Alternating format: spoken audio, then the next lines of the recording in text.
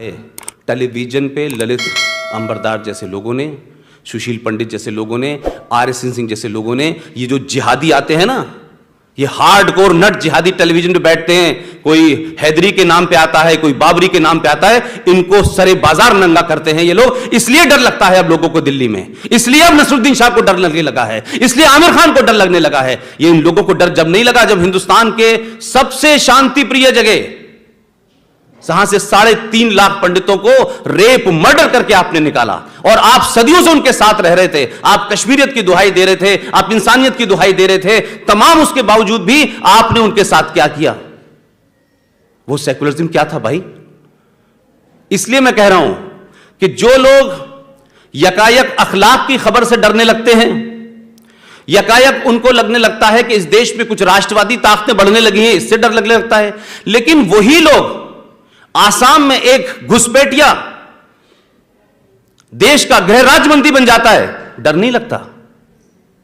बिहार में एक mafia don Shahabuddin एक 17 साल के जवान लड़के को एसिड के टैंक में डालता है और मार देता है, डर नहीं लगता इस देश को। जम्मू कश्मीर से 3.5 लाख लोगों को निकालने पर डर नहीं लगता है। दिल्ली में 1.5 लाख सरदारों का कत्ल होने पर किसी को डर नहीं लगता है।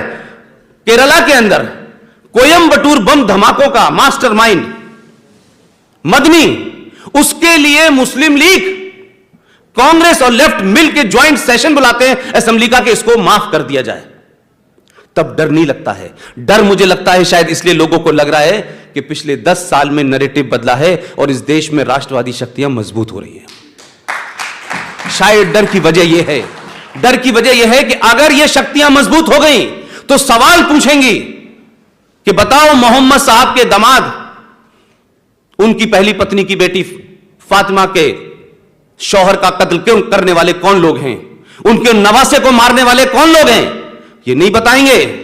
ये सवाल आप पूछेंगे तो लोग कहेंगे आप एंटी इस्लामिक हैं, एंटी मुस्लिम हैं।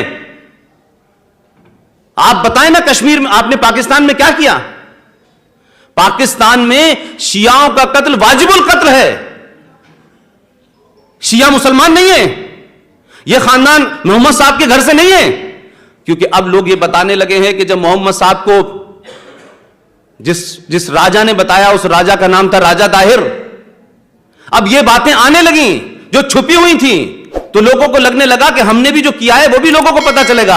अब जंग बद्र में क्या किया था आपने, क्या किस किस तरीके से मारा, पहला खलीफा कैसे मरा, दूसरा कैसे मरा, तीसरा कैसे मरा। वो धर्म कहता है कि we are religion of peace. तो भाई एक पीस हमने 47 में देखी थी, तो आपने 2 टुकड़ों में पीस करके रख दी हमारी। लेकिन जम्मू कश्मीर में ललित भाई, आप हौसले देखिए इस देश के अंदर, यह समाज की चुप्पी के कारण हो रहा है। आप बोल नहीं रहे हैं, जो लोग बोल रहे हैं उसको कॉर्नर करने की लोग कोशिश कर रहे हैं कि एक शहर मुफ्ती, कश्मीर का शहर मुफ्ती टेलीविजन पे आके बोलता है, कहीं छुपता नहीं है, कोई शर्म नहीं होती, कोई हेजिटेशन नहीं होता। यहां लोगों को अपना सेकुलरिज्म साबित करने के लिए एक कंप्यूटर और कुरान और क्या क्या बताते रहते हैं सुबह से लेकर शाम तक। उसने कहा टेलीविजन पे बैठ के और नेशनल चैनल पे उसने कहा कि जम्मू कश्मीर में हमें शरिया चाहिए। उसने कहा कि मात्र 7 करोड़ मुसलमान थे हिंदुस्तान में, तब हमने पाकिस्तान ले लिया था, अब हम 20 करोड़ हैं, हमें दोबारा अपना एक मुल्क चाहिए। लेकिन इस देश में प्रतिक्रिया नहीं होती भाई। हम समझते हैं कि कश्मीरी पंडितों का एजेंडा है कि इनको वापस भेजना है और ये वहां जाके मकान में रह लेंगे। कश्मीर का एजेंडा देश का एजेंडा होना चाहिए था, इस देश ने उसको वंचित कर दिया। यह देश जिम्मेदार है, हिंदुस्तान जिम्मेदार है कश्मीर के लिए।